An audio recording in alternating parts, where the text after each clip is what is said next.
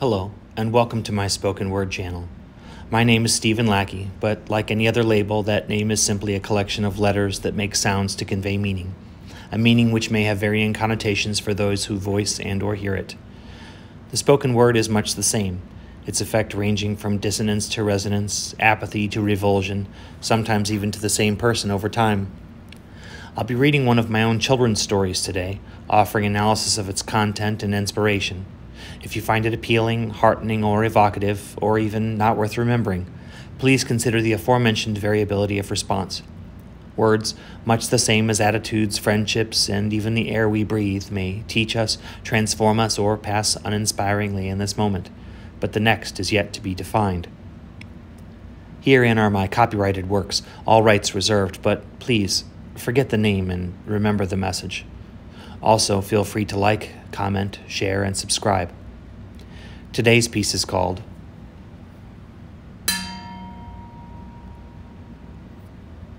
Francesca the Dragon. Francesca the Dragon looked friendly enough, as giant reptilian flyers go. She smiled, albeit quite a fangy smile. She tagged along, though her spiny tail tagged along with her. And even when the other creature's jokes weren't particularly funny, she still granted polite snorts and chuckles to well-singed result. For these reasons, all creatures tended to steer clear of her. Most did their best to ignore her, and some held a not-so-secret wish that she would cease to be. All of this might not have bothered a creature poorer of hearing and sight or dimmer of wit. Francesca, however, noted disdain on her approach and dismissive reactions to her comments, saw forced expressions and stiffness. She had known for quite some time what these implied, though she'd tried to rise above, push past, and tunnel from beneath this sad truth. She knew she was not wanted. A high cliff overlooked the great sea, so high raptors and albatross would tip off the edge, meet the heat swells, and rise for hours on hours. At times, solitude at this cliff would grant Francesca comfort, but today would be different. She would not watch with content the soaring wanderers, listen to the thrum of the waxing and waning tides, nor let the salt spray fill her nostrils and cool her pride. Today she would rise, riding those swells as in her youth, before even the winged beasts had shunned her. Toes over the edge entirely, she craned her neck down, tail high, then with a thrust of head, pull of claws, and a ringing tail slap that splintered the very crest of the overlook, Francesca cast herself from the land of her youth. The cliff's edge breeze gave way to the hunter's wind, lofting her ever higher, soaring, flapping some, and stretching onward toward the sun. The wanderers pitched and rolled to avoid her, though they needn't have, as she was miles a sea when she reached their height. Great gulps of air fueled her ascension, bringing new smells, whereas the trees and flowers and land creatures were far behind. Surface feeders, foreign fish, seaweed, and ash from some far-off volcano touched her palate momentarily. Amidst wisps of cloud, Francesca protracted her tongue, tasting the purest rain, not having fallen through dust nor pollen, nor settled in a rocky pool that she once thought pristine. No, this was something different. Still higher she rose. The denser clouds hung to her for moments before falling away. She was raining. The thought so amused her that a great, pealing, conflagrant guffaw escaped her lips, to the most interesting and immediate effect of burning off the entire cloud before her. And then she saw it. Having thought the darkness above to be a thunderstorm, she saw, when the clouds burned away, the edge of the sky. The great flecked blackness shone starkly synchronous to daylight's thin blue cradle. In awe of such wondrous beauty, the vastness of her world and the universe beyond, wherein she was made to feel enormous and gainly, she now felt very, very tiny indeed, and her pain and pride smaller still. Birthed from the depths of her heart, saturating bone and flesh to the tips of her scales, out from blood and bile and fire it came, long and low, laden with resentment, stifled anger, and vengeful ideation. A mournful keen poured from her, and in its place, forgiveness, memories, and resolution began to flourish. This weight lifted, her eyes, head, and neck relaxed, and scanning downward, Francesca finally questioned the wisdom of her decision to leave. No clouds impeded her vision, no flocks of birds, no birds at all. The sea was clear in every direction, but likewise, quite pointedly, this meant no land.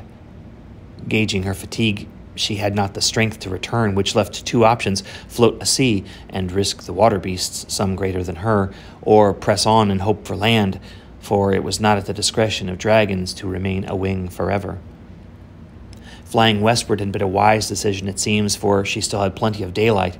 Beginning her descent through wisps, dust, and ash, she spied blue-gray skies on the horizon, a storm perhaps. How fortunate Francesca had been to this point not to encounter the crosswinds or downdrafts of a torrent, yet this far-flung beast in weight was likely to sap the last of her strength and force a water landing. If that be the case, so be it. But the blue-gray horizon never grew taller, merely widened, splitting into blue and gray, a thin line under an afternoon sun. And a bird.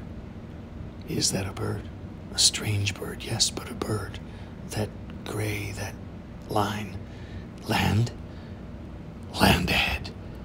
With renewed vigor, Francesca whipped her tail, crushing the air with her wings, and drew deep the aroma of this approaching new world. Dots grew into hills and then mountains and trees, some familiar, some new. And that rasp, what was that? Looking down, she saw strange groups of water beasts arcing out of the water, clicking and whistling, now heard plainly. Was it laughing? Accreting? It seemed they were trying to keep up. How sweet. Perhaps they have never seen a dragon before. And so many strange birds. Suddenly, the quality of the water changed from deep blue to greenish to faded blue with tan, and Francesca knew she had reached the shallows. No more risk of great ocean beasts or exhausting the last of her strength. In she dove, scattering fish and gliding toward the beach. She clawed deep into the sand beneath the waves cresting and crashing about her.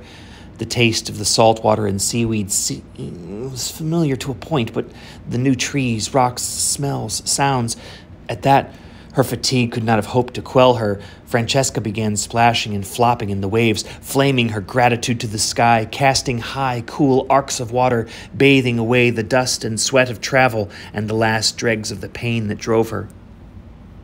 This commotion was not to go unnoticed. Slowly they came from the trees, down the beach, across hills, over rocks. The curious, great and small, came to spy this new beast. From the water come to shore, from the sky fallen to earth, new to be sure, but friend or foe. As Francesca finally rested in the shoals, her gaze set to sea, a last goodbye to home. Her wakes and waves died down. Then she heard them. With a wary hope, she first turned her eyes and head. On seeing her teeth and spiky face, some of the creatures fled in terror. As her neck craned about, her shifting weight sent others into hiding. Now squaring to the beach, Francesca reached to her full height and, neck high, spread her wings with a flourish. And it was in this motion that she unintentionally defined her arrival to the new land. It was meant more as a statement, a triumphant, unapologetic heraldry. I am a dragon, and I am here. But what the creatures on the beach saw was a bit different. The great unknown beast thrashed in the waves, casting flame and water, and also, because of the sun at the backs of the land creatures, cast shifting, swirling rainbows. Arisen, spreading its wings, and shrouded in a vast curtain, millions of droplets now amist. Walking forward, it emerged regally from its evanescent prismatic cocoon, and all creatures stood, mouths agape, struck dumb at its terrible, magical beauty. As Francesca ascended the beach, gazing in turn at those who remained, some gasped and scattered, some backed away or averted their eyes, but many followed. At the edge of the shadowy tree line, Francesca gouged a dragon-sized furrow, curled up to settle in, and with a long, slow pass of her head, surveyed the group once more. With gravel-throated pleasure, she granted them. Hello, friends. Smiles and sighs crept from her attendants, a lovely welcome home, to drift with her into an exhausted and blissful sleep.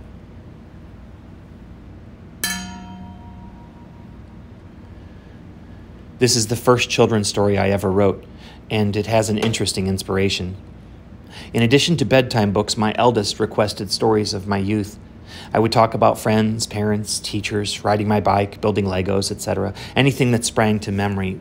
When it came to bedtime for my youngest, stories were a common request, but unbeknownst to me, he had been listening at the door for all of the aforementioned recollections. "No, Daddy," he pleaded one evening, "tell me a new story." Wondering momentarily if all of my stories had been spent on his brother, it then occurred to me that I had not covered the visits of traveling cousins, the anecdotes of my childhood friends, etc. But when I spoke, it seems my brilliant 4-year-old had anticipated this tack. "No, Daddy, a story. "Oh, you want me to make up a story?" To his nodding, I added, "About what?" "I don't know." He slurred past his now ensconced thumb, expectant eyes, sleepy yet unblinking. "I dunno," I concurred, and to that the idea, well, who doesn't like dragons, popped into my head, and I just started talking. I'd never known a Francesca or any variation of that name, so perhaps the idea of new pushed such a familiarity away. The opening line was literally the first thing that passed my lips, met with an immediate smile edge astride his fist and eyes awake as midday. I continued weaving, slowly, my face to his bedroom ceiling as if narrative might fall to my tongue more easily, checking his face every so often, wrapped as it was, and continued, despite the encroaching feeling that perhaps I'd known Francesca's story for a long... Oh boy. It was, in fact, undeniably sourced. I was speaking of my youth subconsciously, not by anecdote but emotion, my difficulties getting along, looking, talking, and thinking as I do, feeling so alone with no escape, but at some point realizing there are things worth dwelling on more than sadness, my parents moving us to a town where I knew no one, having to accept myself or reinvent myself. At the point of Francesca's apogee, I tried to tell my youngest that I was tired and would have to finish the story another day. It wasn't a lie. I was exhausting myself, emotionally tethered to the baldness of this story's inspiration. The metaphor is no longer accidental, but intentional and effortful. No, please," he begged. "Finish it now. Please, Daddy." "Ugh, for Christ's sake." So on I went to the end, knowing I could because I'd done it before, and truly it wasn't as difficult as I had expected. A big smile greeted the story's end, and I admit my pride in the result as well, so much so that on leaving his room, I penned the story immediately. The titular opening, the outline of the story with 95% of the specific elements, and Francesca's "hello, friends," are exactly as I spoke them off the top of my head. The only part I added in post was casting rainbows, but here's where inspiration is sometimes accidental and wondrous. Serendipity must have entered the room. In my off-the-cuff story, Francesca flew to the west with the sun giving her a longer day, this putting the sunset at the backs of the New World's inhabitants, which, it occurred to me, allowed them to see rainbows in her upsplashed droplets. A magically triumphant entrance, indeed, and my egotistical wish fulfilled for such fanfares as I did not receive in my New World arrival. Francesca is a child, as I was, after all, and by such mindset, "Wow, look at that," is both more narratively spectacular and easier to stomach than, "You know you can just be yourself and people will like you." Francesca feels lonely despite crowded surroundings. She is warily curious, self-reflective, and adaptable, and proof that any artist's greatest works are, by degrees, self-portraiture. This was the first of many stories requested by my youngest, all of which seemed to include bits of whimsy, philosophy, science, and social commentary, using animals so as not to be too on the nose. Thank you for joining me today. I hope it has been some mix of enlightening, entertaining, and thought-provoking, and if not, well, perhaps another time.